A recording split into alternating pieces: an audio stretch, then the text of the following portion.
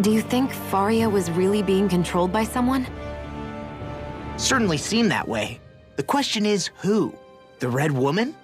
The same person who's behind all of this, I'll bet. Whoever that is. Brainwashed or otherwise, the feelings of resentment she holds towards me are real. Someone used her because they knew we'd hold back. If that's not playing dirty, I don't know what is. It does tell us one thing at least. Someone here in Lenegis is watching us. Someone who means us harm. There's no question. That attack was meant for us alone. By someone capable of getting inside a person and manipulating them like a weapon. We need to find whoever it is, fast.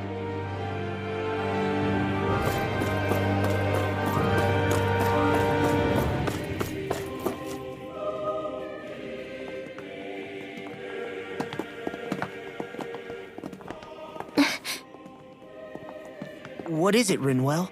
Do you hear something again? Yeah. It's that voice. The will of Dana's astral energy.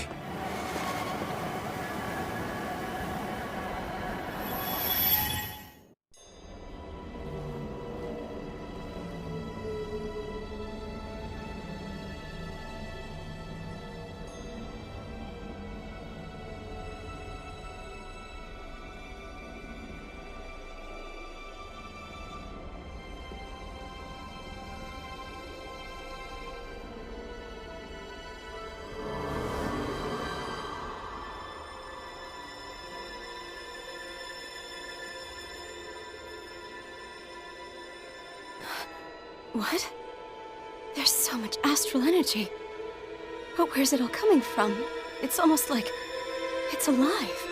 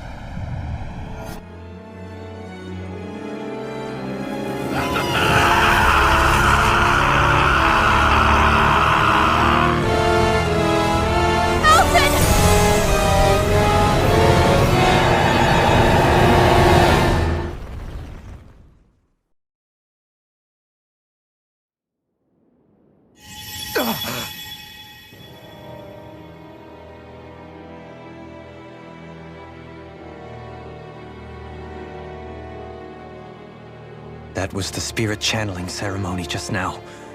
No, it was more than that. What the hell was that? It felt like everything was on the brink of... like the whole world was seconds from... Oblivion. It's the same vision as the one my thorns show me. A vision of impenetrable darkness that swallows up us and everything else. An empty void. A nothing so complete and dominating that there aren't even words to describe it. The end of time. The visions of the apocalypse you've been seeing. If I'd known how bad they were,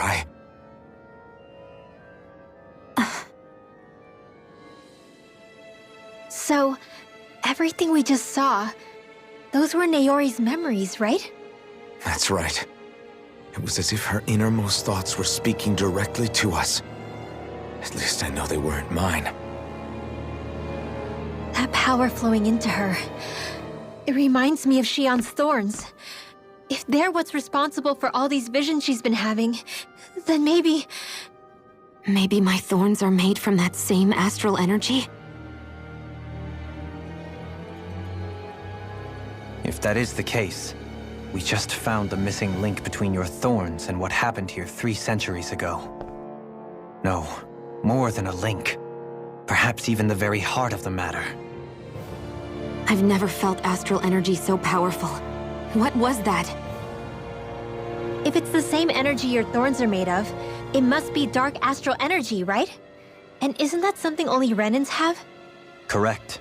Dark astral energy is possessed by Renans alone.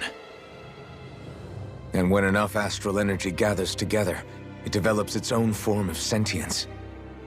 If so, maybe that complete oblivion is exactly what the Renan astral energy's will is wishing for.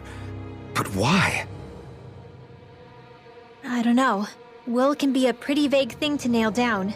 It's more of a feeling, just like the will of Dana. But the will of Dana is made up of astral energy too, right? And if that's what's been showing us these visions... I don't know, should we really be getting so involved with this thing? Dana's will would never want oblivion. But you can't say that for sure! Cut it out, you two. Squabbling over theories will get us nowhere.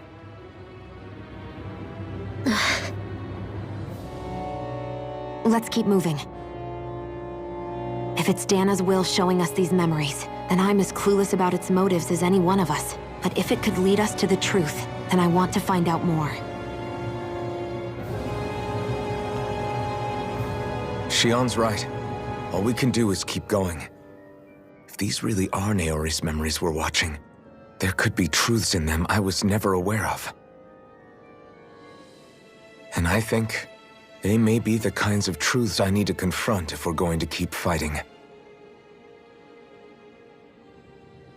I'm sorry about what I said earlier. Come on, let's go. Finally, we begin to understand what the thorns are. Yes, and their source. A ceremony that occurred 3 centuries ago. But we still don't know how to get rid of them. I just hope we can find a way. That vision we saw. It was as if it was meant specifically for us. What do you make of it? Do you still think the will of Dana might be involved somehow? Maybe it's trying to tell us something. But what? Well, it could be supernatural. You know, like seeing dead people, messages from beyond the grave, ghost-type stuff.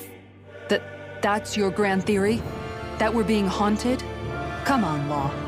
Wait. He might be closer to the mark than you think.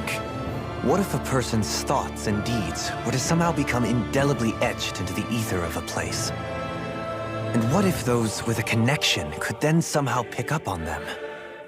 You think that's what it was? Some kind of message someone left here for us? I am merely entertaining the possibility.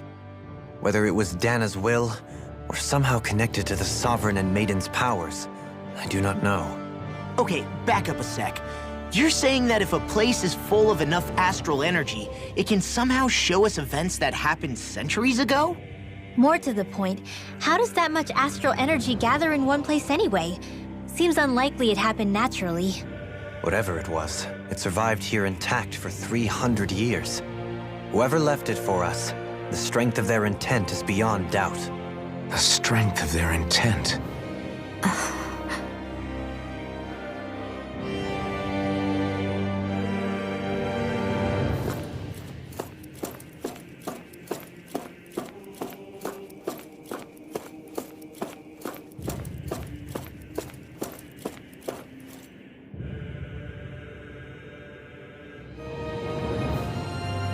Soon, we might very well learn the truth behind Shion's thorns, as well as my own past. I have to be ready to face anything. Whatever happens.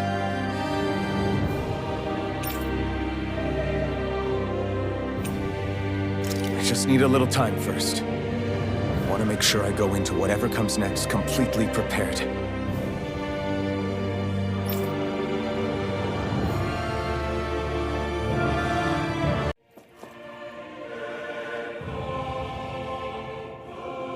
Soon, I have to be ready to face anything. I'm determined to save Shion and Dana. Nothing I learn can change that.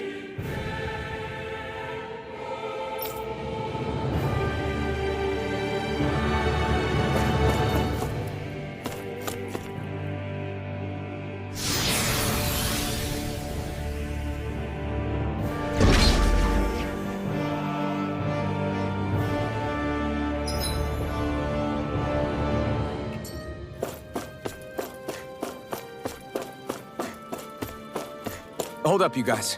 What is it? I want to look through that room over there. I'm curious what we'll find. That's the room you visited in your past, right? Sure. We can check it out.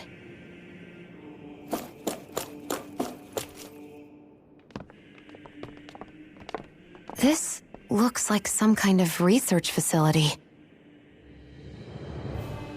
A laboratory secreted away in the Forbidden Zone. Why am I past being surprised at this point? Looks pretty deserted.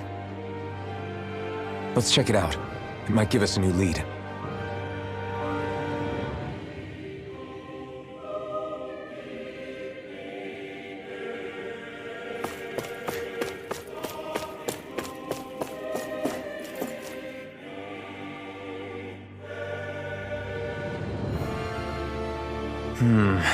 I think I can make this work.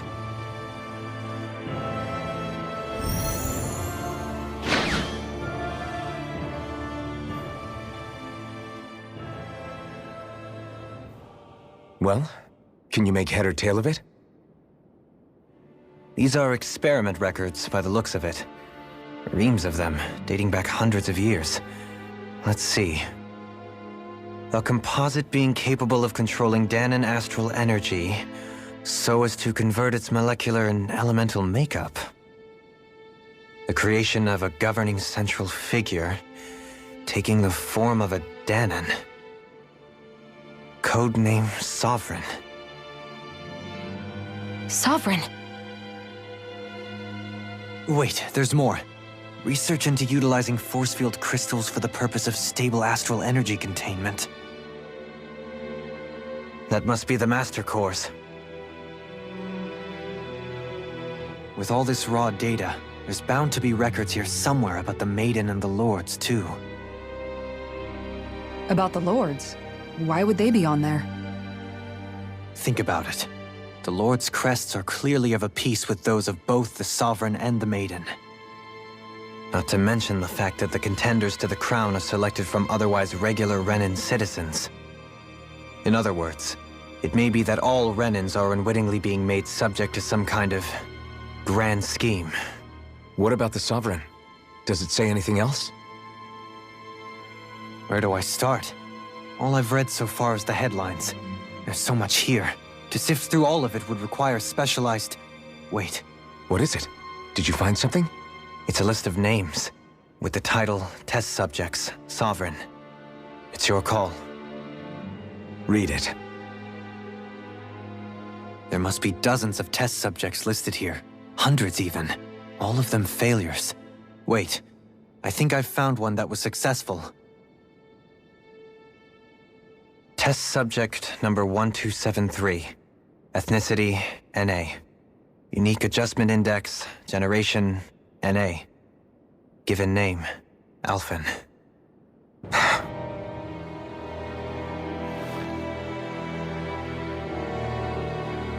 They re-engineered me. Right here in this lab. Alphen. It's fine, really. What about the others? Was I the only one? Test subject number 10105. Ethnicity, NA. Unique adjustment index, generation, NA. Given name, Volron. Volron? But that means... He's only sovereign because someone made him that way too. He's the last one. In 3 centuries worth of records, you and Volron are the only 2 subjects on whom the experiment was a success.